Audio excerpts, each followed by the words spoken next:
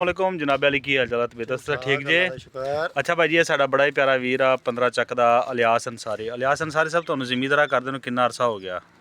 ਮੈਨੂੰ ਹੋ ਹੀ ਗਏ ਕੋਈ 20-25 ਸਾਲ। ਅੱਛਾ 20-25 ਸਾਲ ਹੋ ਗਏ।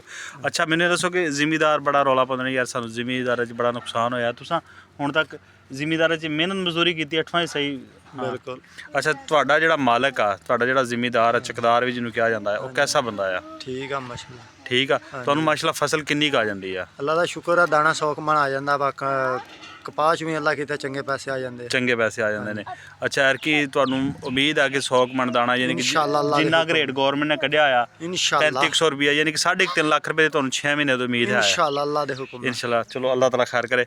ਤੇ ਇਹ ਕਦੀ ਸੋਚਿਆ ਜੇ ਕਿ ਯਾਰ ਕਿੰਨਾ ਰੇਟ ਡਾਊਨ ਹੋ ਗਿਆ ਨੁਕਸਾਨ ਹੋ ਗਿਆ ਉਹ ਇਹ ਚੀਜ਼ਾਂ ਨਹੀਂ ਇਹ ਨਹੀਂ ਉਹ ਅੱਲਾ ਨੇ ਦੇਣਾ ਵਾ ਬੰਦੇ ਦੇ ਹੱਥ ਕੀ ਆ। ਅੱਛਾ ਠੀਕ ਹੋ ਗਿਆ ਯਾਨੀ ਕਿ ਰੱਬ ਦਾ ਸ਼ੁਕਰ ਅਦਾ ਕਰਦੇ ਜੇ ਹਰ ਹਾਲ 'ਚ। ਹਾਂਜੀ ਮਾਲ ਡੰਗਰ ਵੀ ਰੱਖਿਆ ਜੇ? ਬਿਲਕੁਲ ਸਾਰਾ ਕੁਝ ਉਹ ਵੀ ਇੱਥੋਂ ਹੀ ਪਾਲ ਰਿਹਾ ਆ? ਇੱਥੋਂ ਹੀ।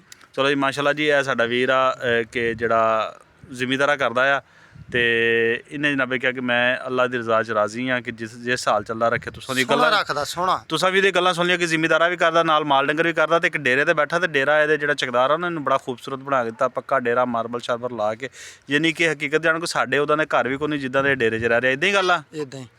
ਤੇ ਔਰ ਰੱਬ ਦੀ ਰਜ਼ਾ ਤੇ ਵੀ ਰਾਜ਼ੀ ਹੈ ਤੇ ਅੱਲਾਹ ਤਾਲਾ ਨੂੰ ਰਿਜ਼ਕ ਵੀ ਦਿੰਦਾ। ਕਹਿੰਦਾ ਕਿ ਮੈਨੂੰ ਤਕਰੀਬਨ ਉਮੀਦ ਹੈ ਕਿ ਮੈਨੂੰ 6 ਮਹੀਨਿਆਂ ਦਾ ਕੋਈ 3-3.5 ਲੱਖ ਰੁਪਇਆ ਆ ਜਾਣਾ ਹੈ ਕਣਕ ਦੇ ਵਿੱਚ। ਇਨਸ਼ਾਅੱਲਾ ਅੱਲਾ ਦੇ ਹੁਕਮ ਨਾਲ ਅੱਲਾ ਦੇਗਾ। ਕਪਾਹ 'ਚ ਵੀ ਇੰਨਾ ਕੁ ਆ ਗਿਆ ਆ?